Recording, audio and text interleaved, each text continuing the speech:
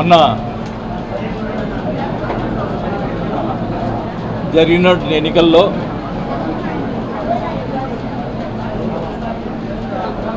మేము ఊహించని విధంగా రిజల్ట్ రావడం జరిగింది.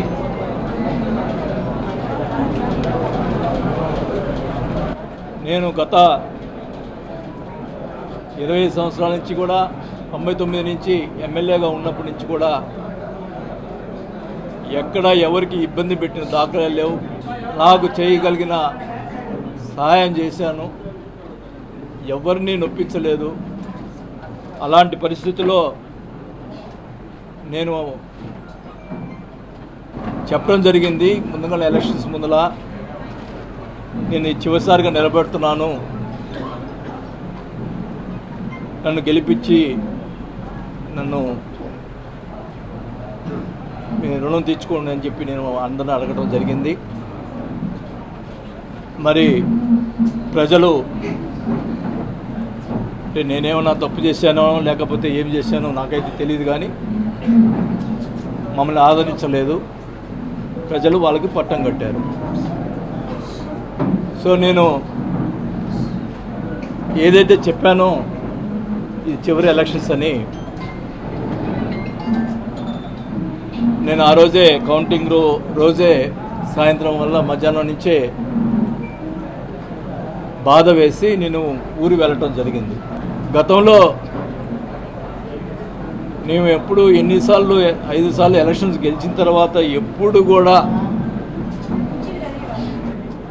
అవతల మీద ప్రతిపక్ష వాళ్ళ మీద ఎప్పుడు కూడా ఓడిపోయిన సంబంధించిన వాళ్ళ మీద ఎప్పుడు కూడా కక్ష సాధింపు చర్యలు చేయలేదు. 2019 ముందల కమ్మపాలనలో మమ్మల్ని అడ్డగించి అమరవాద పాలన చేసినా కూడా వాళ్ళ మీద అధికారం వచ్చిన తర్వాత చిన్న కేసు కూడా పెట్టలేదు. మా క్యారెక్టర్ అట్లాంటిది. మరి ఎలక్షన్ అయిన తర్వాత కార్యకర్తల మీద, అమాయకుల మీద కొట్టడం, మరి వాళ్ళ మీద బూతులు తిట్టడం, కేసులు పెట్టడం, దౌర్జన్యాలు చేయటం ఎన్నో చేశారు. మీ అందరూ తెలుసు. మురళిని కానీ వీళ్ళందరినీ ఎలా కొట్టారో, కానీ వాళ్ళ మీద కేసులు పెట్టడం కూడా, సరైన కేసులు పెట్టడం కూడా లేదు. అంటే పోలీసులు వన్ సైడ్గా చేశారు. మా మీద ఆ రోజు మురళి ప్రెస్ మీట్ పెట్టా అని చెప్పి కొట్టారంట. నేను అధికారంలో ఉన్నప్పుడు, మంత్రిగా ఉన్నప్పుడు కూడా బోల్డ్ మంది ప్రెస్ మీట్లు పెట్టారు. టీడీపీ వాళ్ళు ఇష్టం వచ్చినట్టు మాట్లాడారు. అంటే ఇప్పుడు వాళ్ళు ఇష్టం మాట్లాడినప్పుడు మేము కూడా ఆ రోజు చర్య తీసుకుంటే ఏమయ్యేవాళ్ళు? మాకు చేత కాకనా? అంటే ఏంటి మీ ఉద్దేశం? ఈ రకంగా చేయటం మంచి పద్ధతి కాదు. నేనైతే వాస్తవానికి ఎందుకులే మనకి ఈ రాజకీయాలు ఇంకా వద్దు అనుకునే పరిస్థితిలో మీరే నన్ను మళ్ళా తీసుకొచ్చారు రాజకీయాలకి. ఈ ప్రతిపక్ష వాళ్ళని కూడా ఈ సభాముఖంగా తెలియజేసుకుంటా ఉన్నా. నేను వదిలిపెట్టను ఒంగోలుని, ఖచ్చితంగా చెప్తా ఉన్నా. నీకేమన్నా దమ్ము ధైర్యం ఉంటే నా మీద పగ తీసుకో, మామూలు కార్యకర్తల మీద కాదు. మేము తిరగబెడతాం. మా వాళ్ళు తక్కువేం కాదు. నేను మధ్యలో వస్తే గొడవలు ఎక్కువ అవుతాయని చెప్పి మధ్యలో రాలా. కానీ మీరు మీ చర్యలు చాలా దుర్మార్గంగా ఉన్నాయి. ఒక ఆయన ఏమో ఫ్లెక్సీలు వేస్తాడు, చోటగాడు పారిపోయాడు, అబ్బా కొడుకులు పారిపోయారు. వాళ్ళ చేత ఫ్లెక్సీలు వేపించి ఇచ్చేస్తూ ఉన్నారు. ఒక ఆయనతోటి, ఒక జనసేన నాయకుడితోటి జనసేన పార్టీలో చేరతాడంట అని ఆయన చేత మాట్లాడిస్తాడు. ఆయనకి అవినీతి పరుడు, అవినీతిలు ఇవి ఉన్నాయి, మా పార్టీ అంతా అవినీతి పరుడు పార్టీ కాదు, మరి ఎట్లా చేస్తాడు అని చెప్పి ఒక ఆయన చేత మాట్లాడిస్తాడు. ఉంచుకోనే, నువ్వు ఒక్కడే ఉండి పార్టీని నడుపుకో. నా ఎవడొద్దన్నాడు? మేము వెంబడపడుతున్నాం ఆ పార్టీలో చేరటానికి. ఒకటైతే చెప్తా ఉన్నా, మీరు ఇంతదాకా వచ్చింది కాబట్టి చెప్తా ఉన్నాం, నేను అధికారులు ఉన్నప్పుడు భూ కబ్జాలు చేశారు, అవి చేశారని మాట్లాడారు. ప్రజల్ని మరి నమ్మారో ఏమైతే నాకు తెలీదు. మా అబ్బాయి మీద నా మీద వాళ్ళు ఇష్టం వచ్చింది మాట్లాడటం. నేను అడుగుతున్నా, ఫస్ట్ స్టార్టింగ్ నుంచి ఎక్కడి నుంచి స్టార్ట్ అయిందో అదే కాదు అన్నీ కూడా చెప్తున్నాను నేను. ఫస్ట్ హవాలా మంత్రి అన్నారు. ఎక్కడ? చెన్నైలో 5 కోట్ల డబ్బులు దొరికితే ఎవరి? నల్లమల్ల బాలు. ఆ డబ్బులు అయితే ఆ డబ్బులు నాయి హవాలా పంపించినాడు అని చెప్పి వాళ్ళ ప్రచారం. మా అబ్బాయి పంపించాడని, నా పంపించాడని ప్రచారం చేసి మీడియా వాళ్ళందరూ కూడా ప్రచారం చేశారు. నేను అడుగుతా ఉన్నా, ఆ నల్లమల్ల బాలు ఇప్పుడు ఏ పార్టీలో ఉన్నాడు? మీ పార్టీలో ఉన్నాడు. తేల్చండి. అది నేను హవాలా చేశానా? నల్లమల్ల బాలు డబ్బులు తేల్చండి. సిగ్గుంటే దమ్ముంటే తేల్చరా? తేల్చు. ఇష్టం వచ్చినట్టు ప్రచారం చేశావు, ఇష్టం వచ్చినట్టు మీడియాలో మాట్లాడిచ్చావు. తేల్చండి. ఫస్ట్ నెంబర్ 1 అది. నెంబర్ 2, ఇక్కడ బ్రాహ్మిన్స్ ల్యాండ్ ఉంది. బ్రాహ్మిన్స్ ల్యాండ్ ఉంది. ఆ బ్రాహ్మిన్స్ ల్యాండ్ సంబంధించి మనిషి ఎవరైతే ఆ రోజు నా దగ్గరికి వచ్చి ఈ ల్యాండు నేను కొన్నాను, నాకు కావాలని చెప్పి మా పార్టీ వచ్చి అడిగాడో, అప్పుడు నేను ఎంఆర్ఓని పిలిపించి మాట్లాడాను. మాట్లాడితే ఇద్దరు బ్రాహ్మిన్స్ మధ్యలో డిస్ప్యూట్ ఉంది. ఒక బ్రాహ్మణ్ అతని దగ్గర ఒంగోలు వెంకట సుబ్బారావు అనే అతని దగ్గర అతను 7 కోట్ల రూపాయల డబ్బులు తీసుకున్నాడు. అతను అప్పు తీసుకున్నాడా, ఏం తీసుకున్నాడా, కాగితాలు రాసిచ్చాడు, డబ్బులు రిటర్న్ ఇవ్వలేదు. నేను ఎంఆర్ఓని పిలిచి అడిగాను, ఎవరిది ఈ డిస్ప్యూట్ సంబంధించిన ల్యాండ్ ఎవరిది కరెక్ట్ అంటే, ఈ రెండో మూతి అనేది కరెక్ట్ అని చెప్పాడు. అప్పుడు మన పార్టీ ఉన్నటువంటి వెంకటరెడ్డి అనే అతను మన పార్టీలో ఉన్నాడు. అది వాళ్ళకి సంబంధించిందంట, మీరు కొనుక్కున్నామంటే మీ ఇష్టం అని చెప్పన్నా. ఆ తర్వాత ఇప్పుడు ఆ వెంకటరెడ్డి తెలుగుదేశం పార్టీలో ఉన్నాడు. ఓకే కమాన్, నేను ఆ భూ కబ్జా చేసి ఉంటే మరి వెంకటరెడ్డి పిలిచి తేల్చండి. నువ్వు 7 కోట్లు అతని దగ్గర తీసుకొని అతను డబ్బులు ఇవ్వకుండా, నేను కాపాడాను అతన్ని, అతను ఏం చేస్తాడోనండి, డబ్బులు ఇవ్వకుండా అతను భయపడతా తిరుగుతున్నాడు. ఇప్పుడు ఎవరు కాపాడుతారో నాకైతే అర్థం కావట్లా. అతను బతుకుతాడా చచ్చిపోతాడో? వీళ్ళు చేసే అక్రమాలు చూస్తుంటే, ఈ చేసేటువంటి అవినీతికి, ఈ చేసేటువంటి అరాచకాలు చూస్తుంటే పాపం వెంకట సుబ్బారావుని ఎవరు బతికిస్తారో నాకైతే అర్థం కావట్లా. అతను డబ్బులు ఇవ్వాలా? అతను కోర్టులో డిగ్రీ తెచ్చుకున్నాడు, డబ్బులు 9 కోట్లు కట్టాలని చెప్పి దాదాపు అది కరెక్ట్గా అమౌంట్ నాకు తెలియదు. అలాంటి పరిస్థితుల్లో అది రెండోది. మూడోది, పెద్దిరెడ్డి సూర్యప్రకాష్ రెడ్డి ఆయన భూ కబ్జా చేశాడన్నారు, దానికి నేను సపోర్ట్ చేశాడన్నారు. ఇప్పుడు పెద్దిరెడ్డి సూర్యప్రకాష్ రెడ్డి ఏ పార్టీలో ఉన్నాడు? ఆ రోజు నేను సపోర్ట్ చేయకపోతేనే నన్ను దగ్గర దూరం అయిపోయాడు, నీ దగ్గర చేరాడు.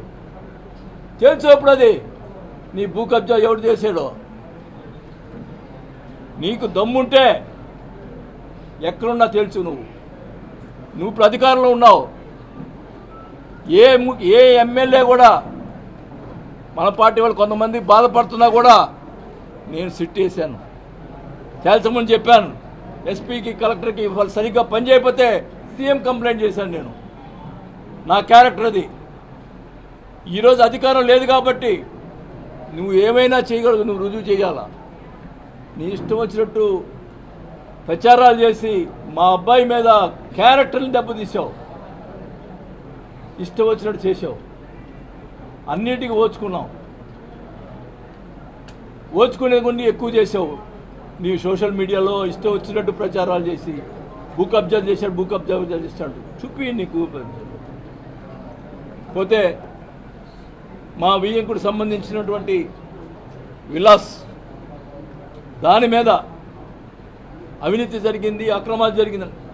ఓకే, వాడేవాడు గుప్తా, వాడేవాడు ప్రెస్ మీట్ పెట్టి అక్కడ జరిగింది ఇది నీ అని చెప్పడానికి. ఓకే, నీకు అధికారం ఉంది, రా, ఏం తప్పులు జరిగింది రా, నోటీసులు ఇవ్వు.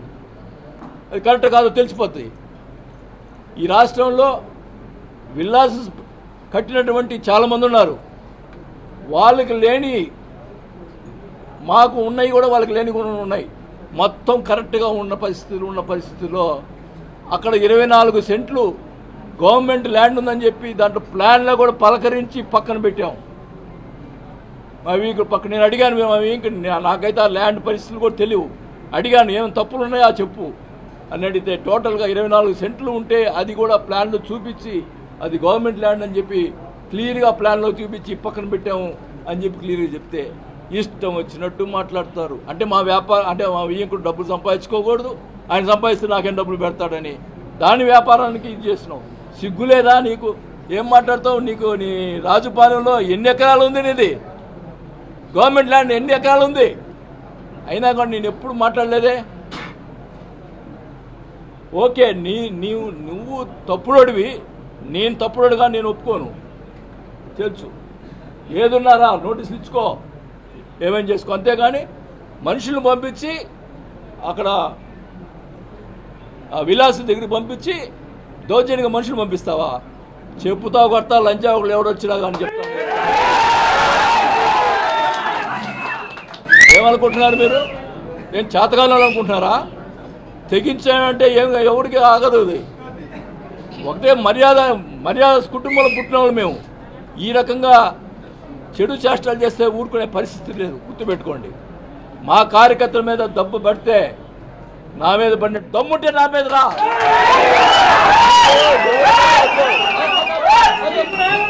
దమ్ము ఉంటే నా మీద రా. ఏందయ్యా ఇది? నీచమైన సంస్కృతి. రాజశేఖర రెడ్డి విగ్రహాలు పడగొట్టమైంది.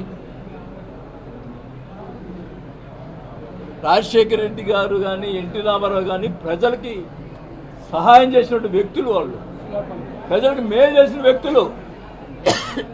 ఎవరికి అపకారం చేయలేదు, ప్రతిపక్షం వాళ్ళు కూడా అపకారం చేయలేదు, అందరికీ న్యాయం చేశారు. అలాంటి విగ్రహాలు పడగొట్టమైంది. ఎవరి మీద? మా ఎమ్మెల్యేలు తప్పులు చేస్తుంటే వాళ్ళ మీద కొట్టండి.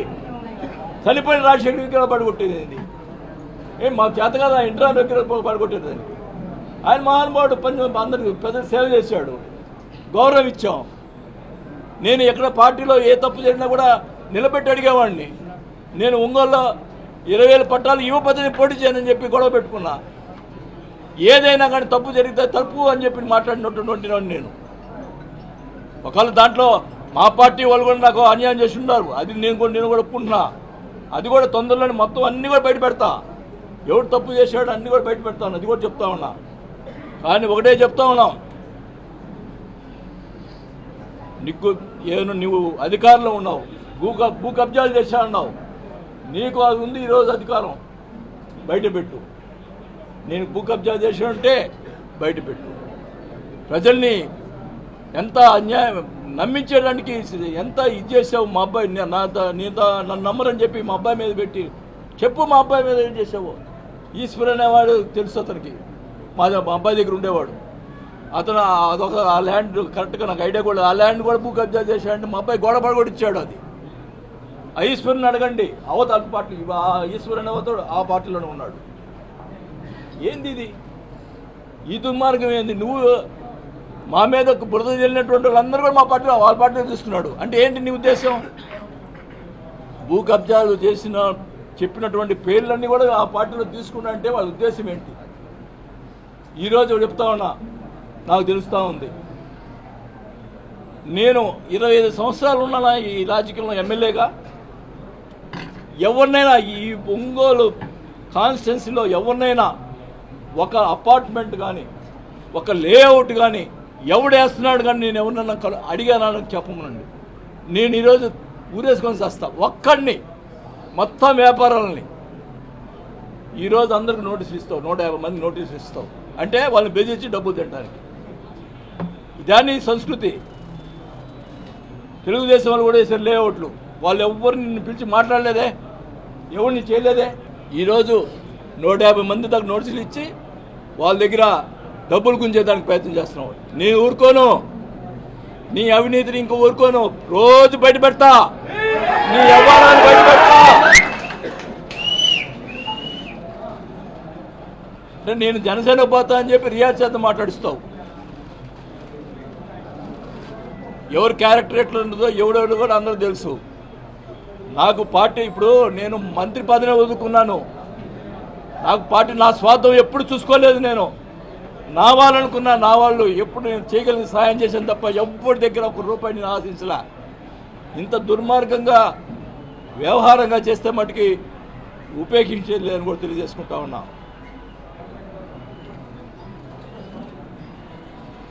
మీరు ఏం చేస్తున్నారు? ఎందుకు నోటీస్ ఇచ్చారు? వాళ్ళు డబ్బులు ఎందుకు వసూలు చేస్తారు? అధికారులు ఫోన్ చేసి చెప్తున్నారు, ఏం సార్ ఇది మీరున్నప్పుడు ఒక్కరు కూడా మాట్లాడారు. ఫోన్ చేసి బెదిరిస్తున్నారంట. ఒక మైనింగ్ అధికారిని బెదిరిస్తాడు ఒక ఆయన, చోటా నాయకులు. ఈ బెదిరింపు ఏందో, ఈ అధికారులు ఏందో. కానీ పాపం ఎంప్లాయీస్ కూడా పాపం ఓట్లు వేశారు కదా, వాళ్ళకి జరగాలి కదా అట్లా. మరి మేము ఏం చేశామో వాళ్ళు ఏం చేస్తున్నారో అర్థమవుతుంది. కానీ ఒకటే చెప్తున్నా, నీకు అధికారం ఇచ్చారు, మేము చేయగలిగిన పనులు చేశాం. మంచినీటికి సంబంధించి 339 కోట్లు తీసుకొచ్చాం, అంతా రెడీ అయింది, టెండర్ అయింది. దాని నుంచి ఇవయ్యా మంచినీళ్ళు ఇప్పించవయ్యా జనాలకి. ఇచ్చి నీ పని చెయ్యి. వాడిని కొట్టు, వీడిని కొట్టిన తర్వాత ఏమన్నా అడిగితే నాకేం తెలియదు. ఏంది ఇది? మనుషులు కొట్టేది ఏంది? ఏముంది? రేపు నేను కూడా డైరెక్ట్గా అటాక్ ఇస్తా. కాకపోతే కేసులు పెడతారు, లోపల వేస్తారు. ఏమవుతుంది? 2 రోజులు బయటకు వస్తా. మా వాళ్ళు కూడా రెడీగా ఉన్నారు.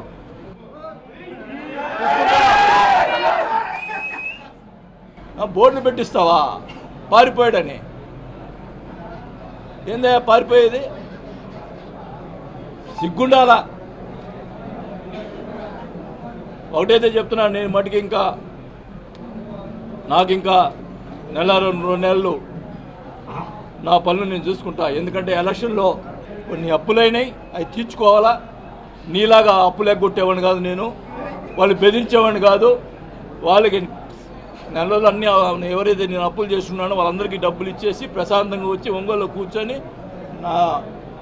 నా కార్యక్రమం, నా మనుషులకి, నా వాళ్ళకి అందరికి కూడా నేను న్యాయం చేసేదానికి ప్రయత్నం చేస్తాను తప్ప నేను పారిపోను. నేను ఎలక్షన్ రాజకీయాలు వద్దనుకున్నా, కానీ ఈరోజు ఖచ్చితంగా ఉంటా. రేపు ఎలక్షన్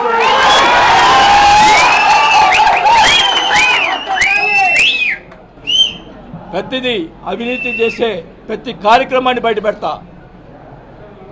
నేను చేయకుండా నా మీదకు బుద్ధి వెళ్ళావు. ఈరోజు నువ్వు చేసే కార్యక్రమం మొత్తం బురదలుతాను, మొత్తం బయట పెడతాను. ఎక్కడ కూడా అవినీతి జరిగితే సహించలేదు, ప్రజా పోరాటం చేస్తామని చెప్పి తెలియజేసుకుంటా. నాకు ఎవరు అవసరం లే, మా మనుషులు ఉన్నారు, మా వాళ్ళు ఉన్నారు. నాకు వెనకెత్తి ఖచ్చితంగా శిలాపలకాలు పాల్గొట్టారు. శిలాపలకాలు పాల్గొట్టే మా పేర్లు ఉన్నాయి, పాల్గొట్టారు. పోనీ మేము బాధపడము. కానీ రాజశేఖర్ గారి విగ్రహం ఆయన ఏం చేశాడు? రాజశేఖర్ గారి విగ్రహాలు పట్టుకొట్టలేదు. ఆయన ఏం చేశాడు? మహానుభావుడు. ఇంత దుర్మార్గమైన చర్యలు మేము ఎప్పుడు తీసుకున్నామా? వాళ్ళు వేసిన శిలాపలకాలు మేము పాల్గొట్టామా? ఎక్కడన్నా ఉందా ఇది? మీ తాత విగ్రహం ఎస్పీ కలెక్టర్ అబ్జెక్ట్ చేస్తే నేను పెట్టించాను విగ్రహాన్ని, మీ తాత విగ్రహాన్ని. ఏం సంస్కృతి ఇది? నోటికి వచ్చినట్టు మాట్లాడతావు, నేను మాట్లాడుతావు. వాళ్ళు కొంతమంది చేసి ఇష్టం వచ్చి మాట్లాడు. ఇప్పుడు నేను మీ ప్రెస్ మీట్ పెడతా, ఇష్టం వచ్చినట్టు కొంతమంది మాట్లాడిస్తాడు, ఇష్టం వచ్చినట్టు మాట్లాడిస్తాడు. కానీ ప్రెస్ వాళ్ళు కూడా నేను దయచేసి అడుగుతా ఉన్నా, తప్పు చేస్తుంటే రాయండి, తప్పు చేయకుండా. మొన్న ఎలక్షన్ ముందరంతా మీకేంటంటే మీకు కొన్ని మీరు తప్పనిసరిగా రాయాల్సి వచ్చింది మీ యొక్క యాజమాన్యం వల్ల. ఇప్పుడైనా చెప్తా ఉన్నా, మేము తప్పు చేస్తుంటే చేయండి, ఇది రాయండి. కానీ ఈ రకమైన చర్యలు మటుకి మీరు ఖండించాల్సిన అవసరం ఉందని కూడా ప్రతి పత్రికల్లో కూడా అడుగుతా ఉన్నా. నేను మటుకి ఆ జిల్లాలో, ప్రకాశం జిల్లాలో వాళ్ళందరినీ కాపాడడానికి నేను నా వంతు నేను కృషి చేస్తా అని చెప్పి కూడా తెలియజేసుకుంటా ఉన్నాం. ఇలాంటి నేను అడుగుతా ఉన్నా, ఇతను కాదు, ఇతను దుర్మార్గుడు ఏమేం చేస్తాడు? చంద్రబాబు గారిని ఆయన అడుగుతా ఉన్నా, అలాగే పవన్ కళ్యాణ్ గారిని అడుగుతా ఉన్నా. నా మీద ఈ భూ కబ్జా కేసులు అని అని చెప్పి అవినీతి పెట్టాడు. వచ్చి వాళ్ళని తెచ్చుకునండి, వచ్చి వాళ్ళని తెచ్చుకునండి. I'm ready. ఈ రాష్ట్రంలో ఎవడైనా ఈ రకంగా అడిగినోడు ఉన్నాడా చెప్పమనండి. నేను అడుగుతా ఉన్నా. అధికారం మీది. నేను మినిస్టర్గా చేసినప్పుడు ఫస్ట్ మినిస్టర్ చేసినప్పుడు, మైన్స్ మినిస్టర్ చేసినప్పుడు, జగన్ గారి మీద కేసు పెట్టినప్పుడు నా మీద కూడా కేసు పెట్టాలని చెప్పి జేడి లక్ష్మీనారాయణ గారు వాళ్ళకు సంబంధించినటువంటి మనుషులు అందరూ కూడా నేను చేసిన టైంలో ఉన్నట్టు ఫైల్స్ మొత్తం తిరిగేశారు. చిన్న ఫైల్ కూడా దొరకలా, సంతకం చిన్న ఫైల్ కూడా దొరకలా. అది బాలినేని శ్రీనివాసరెడ్డి గుర్తుపెట్టుకోండి. రెండోసారి పవర్ మినిస్టర్ ఉన్నా నేను చేసిన టైంలో ఎక్కడైనా అవినీతి జరిగిందో చెప్పండి. నేను ఎంప్లాయీస్ కోసం ఫైట్ చేశా నేను మినిస్టర్గా ఉండి. అది నా క్యారెక్టర్, గుర్తుపెట్టుకోండి. మీ ఇష్టం వచ్చినట్టు ఈ రకంగా వాళ్ళ పై వాళ్ళు చెప్పటం, మళ్ళీ స్క్రిప్ట్ జరగటం. ఈయన జనార్దన్ గారు, మన లోకేష్ గారు వచ్చినప్పుడు, చంద్రబాబు నాయుడు గారు వచ్చినప్పుడు స్క్రిప్ట్ ఇస్తాడు. ఒక పెద్ద స్క్రిప్ట్ నా మీద, ఒక అవినీతి. నేను ఏం అవినీతి చేశాను స్క్రిప్ట్ దమ్ముంటే తేల్చు నువ్వు. లోకేష్ గారు ఒకటి అడిగాడు, జగన్మోహన్ రెడ్డి గారు మంత్రి ఎందుకు తీసేశారని. అది మళ్ళా కూర్చున్నప్పుడు చెప్తా, అన్నీ కూడా చెప్తా. ఏదైనా కానీ చెప్తున్నాను, నాకు పార్టీలు కానీ, నాకు నా డబ్బులు పోగొట్టుకున్నాను కానీ నేను ఎప్పుడు కూడా పోగొట్టుకోవాలా. ఒకటే చెప్తా ఉన్నా, నేను ప్రజల కోసం పోరాటం చేస్తా. రేపు మా జనం కోసం పోరాటం చేస్తాను. ఇక్కడ నీవు అవినీతి చేసి ఏదో చేయాలని చూస్తున్నావు. ఇక్కడ అందరిని బెదిరించి నువ్వు మొత్తం కూడా ఎస్పీని, డిఎస్పీని వీళ్ళని అందరినీ వేసుకొని చెప్తాను. ఇంకోటి కూడా చెప్తాను, ఈ పోలీస్ డిపార్ట్మెంట్కి మామూలు మీద జరిగినటువంటి సరి అయిన కేసులు పెట్టబోతే ప్రైవేట్ కేసు వేసి ఎంత దూరమైన పోతా, పోలీసుల మీద కేసులు పెడతా, ప్రైవేట్ కేసులు పెడతా. ఖచ్చితంగా చెప్తున్నాం, మంచిగా చేయండి. మేము ఎప్పుడు కూడా ఒకడి మీద పలాడు వాడి మీద కేసులు పెట్టమని ఎప్పుడు చెప్పలా. ఈ రకంగా మా పార్టీ మా వాళ్ళు మనందరి మీద కేసులు పెట్టమంటే ఊరుకోనని చెప్పి తెలియజేసుకుంటా ఉన్నా. ఖచ్చితంగా నన్ను నమ్ముకొని నాతో ఉండేవాళ్ళు నా మనుషులు ఎవరో, మరి వాళ్ళ కోసం నేను ఏదైనా చేసేదానికి సిద్ధంగా ఉంటాను కూడా. నా యావదసిపోయినా పర్వాలేదు కానీ నా వాళ్ళ కోసం ఒకటే చెప్తా ఉన్నా, ఈ రకమైన నువ్వు ఫస్ట్ ఏదైతే నువ్వు మాట్లాడావో, భూ కబ్జాలు చేసావో, నా అవినీతి గురించి నువ్వు ముందు బయట తేల్చాల్సిన అవసరం ఉందని కూడా తెలియజేసుకుంటా ఉన్నా. ఏది ఇప్పుడు అధికారంలో నువ్వు ఉన్నావు, నీకు అవకాశం ఉంది. నేను నిన్ను అడగట్లేదు, నేరుగా చంద్రబాబు నాయుడు గారిని, పవన్ కళ్యాణ్ గారిని అడుగుతున్నా. ఇదేదో తేల్చండి కూడా అడుగుతా ఉన్నా. నేను కరెక్టా కాదా అని ప్రజల్లో కూడా తెలియాల్సిన అవసరం ఉందని కూడా తెలియజేసుకుంటాను. ప్రకాశం జిల్లా గొడ్డు బాలేదు. ప్రకాశం జిల్లాలో నాయకులు ఎవరు లేరా? ప్రకాశం గొడ్డుపోయిందా? పోలేదు కదా. నేను కార్యకర్తల గురించి ఆలోచిస్తాను. నా అభిప్రాయం ఇది. మిగతా నాయకులు నేనేం చెప్పేది? నా అభిప్రాయం ఇది. ప్రకాశం జిల్లాలో ఉన్నటువంటి నాయకుడు అయితే, జిల్లా అధ్యక్షుడు అయితే బాగుంటుందని నా అభిప్రాయం. అది కరెక్ట్ కాదా? మీరు చెప్పండి, ప్రజలు చెప్పండి, అది చెప్పండి. సరే, ఇంకా నయం. ఇప్పుడు మాకు న్యాయం జరగకపోయినా నేను ఎమ్మెల్యే అయ్యాడు, సంతోషించు. అది సంతోషించాలి ఆయన. ఏంది నేను చెప్పిన దాంట్లో ఏం తప్పేమైనా ఉందా? చెప్పండి అయ్యా. మీరు ఆ రోజు వాళ్ళందరూ ఈ భూ కబ్జాలు అన్నారు కదా, అది తేల్చమనండి.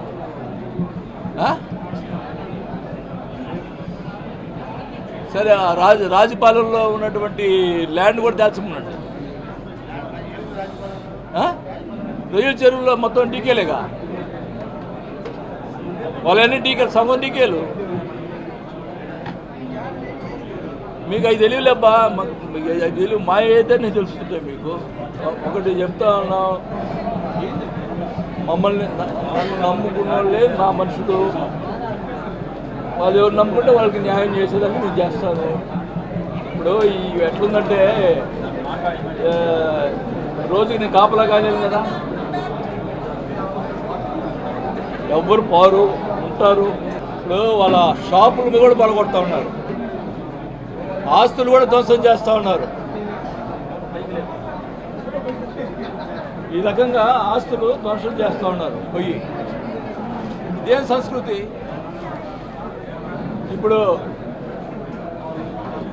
మేము ఉన్నప్పుడు ఒక కాలిపోయింది ఇక్కడ కాంప్లెక్స్లో, అతను మా పార్టీ కూడా కాదు. 10 లక్షల డబ్బులు పాపం వాళ్ళ ఫ్యామిలీ రోడ్డు మీద పడతాను, 10 లక్షల డబ్బులు సొంత డబ్బులు ఇచ్చాం. ఈ రకంగా ఆస్తులు పాల్గొట్టలేదే. ఆస్తులు పాల్గొట్టేది ఏంది? దేవుడు చూస్తాడు. నువ్వేదో ఇప్పుడు అధికారం ఉందని చెప్పు కదా, ఏదో చెలాయించుకుందాం అనుకుంటున్నాయేమో. ఖచ్చితంగా శిక్ష అనేది ఉంటుంది. మనం చేసే తప్పుకు ప్రతి తప్పుకి శిక్ష ఉంటుందని కూడా తెలియజేసుకుంటా ఉన్నాం.